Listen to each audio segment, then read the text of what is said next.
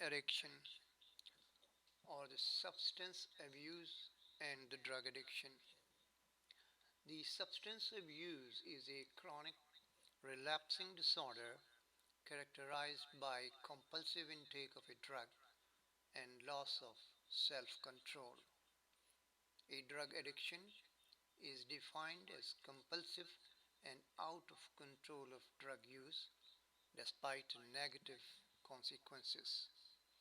In substance abuse, persistent desire or craving due to euphoria, pleasure, and reward that the drug produces. The pleasure is produced by the drug by the production of dopamine in a part of the brain called nucleus accumbens.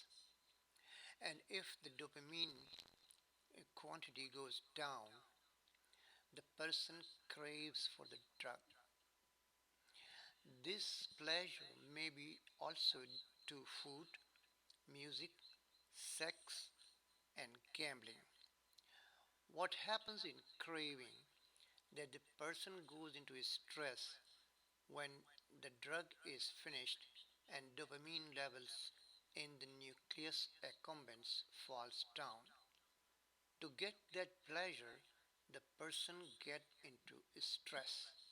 And when there is an stress, the hypothalamic pituitary axis become active, and this is what is the result of craving, in which excess amount of corticotrophin releasing factors are produced to produce cortisol.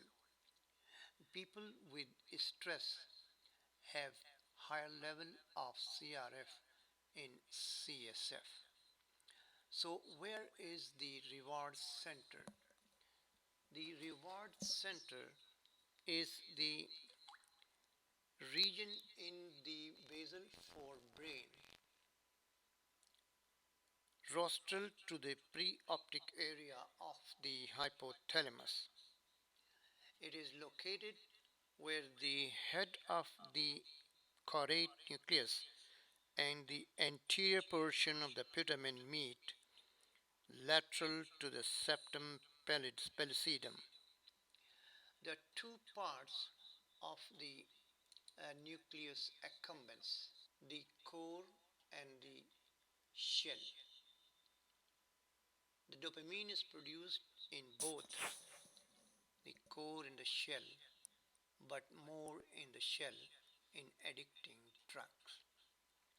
So, what are the parts involved in the addiction? There are reward center, which includes nucleus accumbens, medial forebrain bundle, and ventral tegmental area. This is the reward center, and also involved are the prefrontal cortex and the frontal cortex, which are concerned with planning and judgment, amygdala, which is concerned with emotions and the condition effects. The reward centers are connected to each other. This is the basal forebrain, and this is the ventral tegmental area, and here it is the nucleus accumbens, and this is amygdala. Ventral tegmental area has the nuclear projections to nucleus accumbens and to the amygdala, and also to the other parts of the brain, the prefrontal cortex and the frontal cortex, and also to the other parts of the brain. Nucleus accumbens and the ventral tegmental area, they both have inputs and outputs to the different parts of the brain. See here, the nucleus accumbens is sending projections to ventral pallidum, thalamus, and to the orbitofrontal cortex and prefrontal cortex and cingulate cortex, and then from there it's receiving back onto the nucleus accumbens. And here is the amygdala connected back to hippocampus to and fro and paraventricular nuclei, and this is the stress ventral tegmental area. This has dopaminergic neuron, and these dopaminergic neuron This is the most important part of the system reward center. The ventral tegmental area sends projections to nucleus accumbens, to the prefrontal cortex, and to the other parts as well.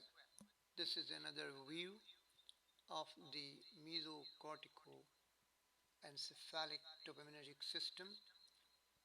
This here is substantia nigra and ventral tegmental area sending projections to amygdala, nucleus accumbens, and to the forebrain, medial forebrain bundle.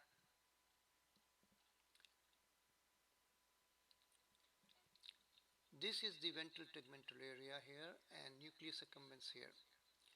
This ventral tegmental area is sending dopaminergic projections to the prefrontal cortex, the nucleus accumbens, striatum, hippocampus, and is receiving glutamatergic inputs from the other parts of the brain. So an addictive drug is a drug is both rewarding and reinforcing. Substance dependence can be diagnosed with physiological dependence, evidence of tolerance or withdrawal, or without physiological dependence, with persistent desire to use, the reduction in social and recreational activities. So the main features of the drug addiction are reward, pleasure, euphoria, and if not present, it leads to craving.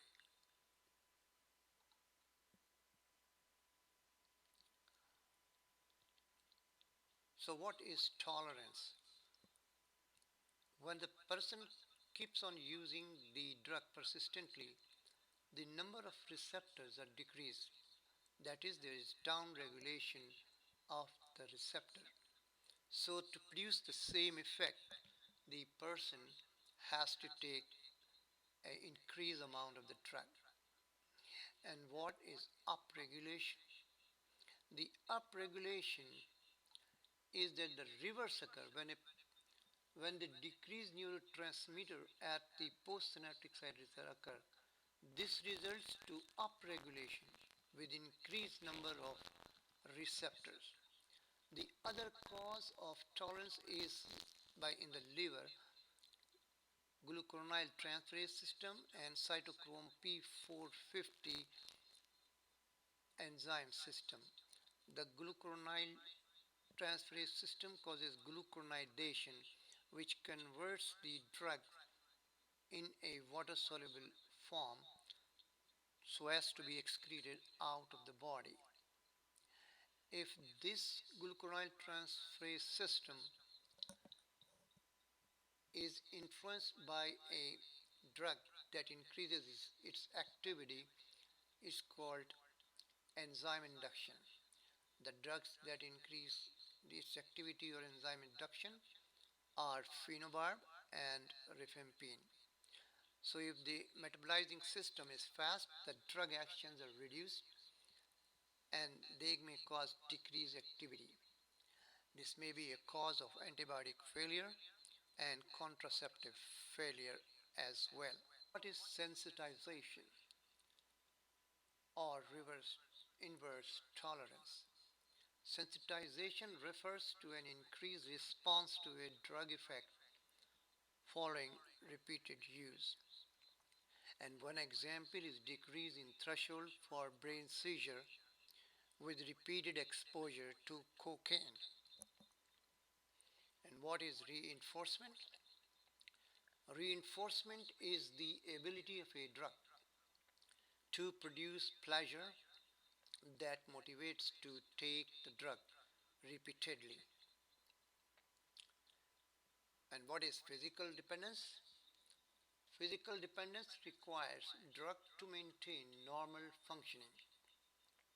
It maintains homeostatic mechanism for normal function. If the drug is stopped, its termination produces withdrawal effect. The withdrawal effects are exactly opposite the drug produces. the depressant becomes hyperactive and the stimulant in a withdrawal effect becomes depressed. But the common feature to both depressants and stimulants is that both of them produce dopamine in the nucleus accumbens to produce euphoria and pleasure.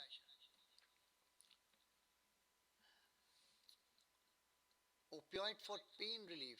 See, this normal dose for the pain relief causes physical dependence and tolerance, but it does not produce addiction. But a oral, single large oral or parenteral dose of morphine may cause withdrawal effects.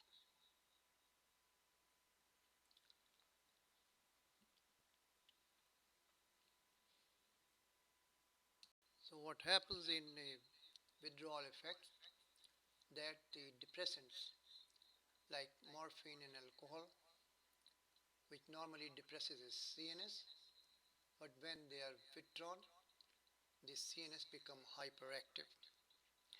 And in case of stimulants, which causes stimulation, but in the withdrawal effect, when they are absent, the person becomes depressed. The tolerance, one more point, that can glucuronide transferase induction cause a toxicity of a drug? The answer is yes. If the enzyme induction is present and a prodrug is taken, the enzyme induction converts the prodrug into an active drug faster than normal, and that produces the toxicity. What are the factors involved in the addiction? There are genetic factors involved, and the loci for alcohol are present. Alcohol addiction are present in chromosome 1, 7 and probably on 2. The genetic marker that has been suggested to be indicative of a genetic predisposition to alcohol is related to dopaminergic system. 40% of the alcoholics have genetic predisposition. It is the A1 allele for the gene for dopamine D2 receptor. But the A1 allele has also been associated with abuse of other drugs, compulsive overeating, pathological gambling, ADD, attention deficit disorder, and Trout's syndrome. This suggests that A1 allele is not specific for alcoholism. Number two, chronic drug use activates the transcription factor CREB, cyclic AMP response environmental binding protein, and FOS related antigen in nucleus accumbens. Ethanol and amphetamine increase the number and length of dendritic spines in the cortical region. The action of the acetaldehyde dehydrogenase. In the ethanol metabolism, there are two dehydrogenases involved, alcohol dehydrogenase and aldehyde dehydrogenase. Alcohol dehydrogenase converts ethanol to acetaldehyde, and then this acetaldehyde is converted by aldehyde dehydrogenase to acetic acid and then further metabolism. In some people, especially of the Southeast Asian origin, like Chinese and Japanese people, if this enzyme is slow in action, if the aldehyde dehydrogenase is genetically slow in action, it does not clear acetaldehyde from the body, and that accumulates in the body. This acetaldehyde is toxic to the body, and if accumulated in an excess amount, it produces flushing, headache, nausea, vomiting, and hypertension. So, this is the type of the people in whom aldehyde dehydrogenase activity is slow. They are not prone to develop alcohol addiction, but those who have a fast or a normal activity of aldehyde dehydrogenase, they are more prone to develop addiction to alcohol. The drug disulfiram, which is given to prevent alcoholism, acts at this site. It prevents the action of aldehyde dehydrogenase. So excess amount of acetaldehyde is accumulated causing symptoms. Also, metronidazole causes the same effect of disulfiram like. So the abused drug increases the dopamine mainly in the shell of the nucleus accumbens, but it also increases dopamine in the core of the nucleus accumbens. The nucleus accumbens has 95% of GABAergic neurons which project onto the ventral tegmental area. And the dopamine mainly in the nucleus accumbens comes from the ventral tegmental area, which has dopaminergic projections to the nucleus accumbens. So ventral tegmental area is the main modulator of the reward system. And dopamine receptors are two groups. The D1 receptors activate the cyclic AMP dependent protein kinase by coupling with excitatory G proteins. The D2 receptors inhibit cyclic AMP dependent protein kinase by coupling to inhibitory G proteins. So D1 receptors, they activate the cyclic AMP, and D2 inhibit the cyclic AMP protein kinase. Both D1 and D2 cause drug reinforcement. What is the dopamine transporters? The two drugs, cocaine and amphetamine, they increase the dopamine in the synaptic cleft and produces the stimulation. They have different mechanism of action. Both of them increase dopamine in the synaptic cleft in the nucleus accumbens, but by a different mechanism. This is the presynaptic terminal.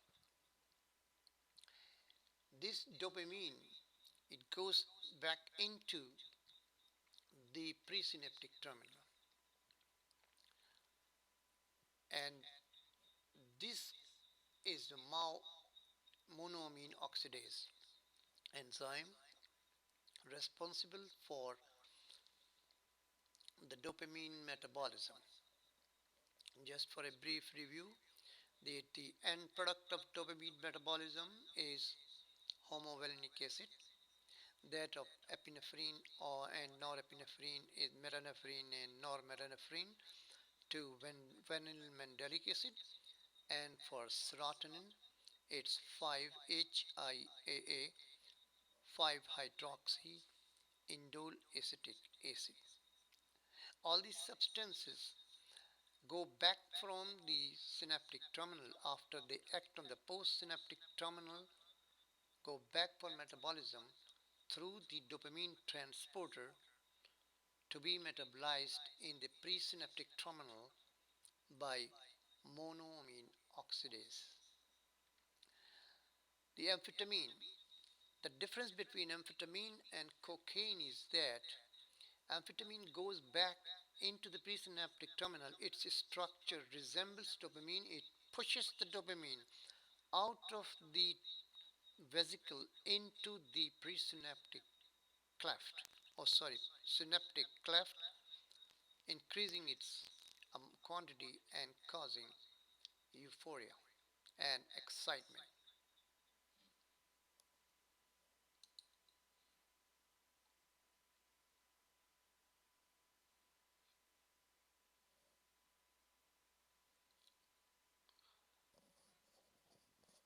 Whereas cocaine, in this picture, see, this is the presynaptic terminal, postsynaptic area here, where you have the receptor, dopamine receptor.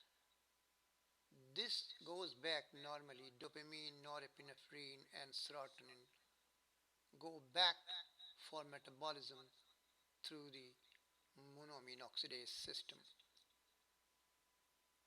What cocaine does, that it blocks this uh, dopamine transporter, which is actually a gated channel.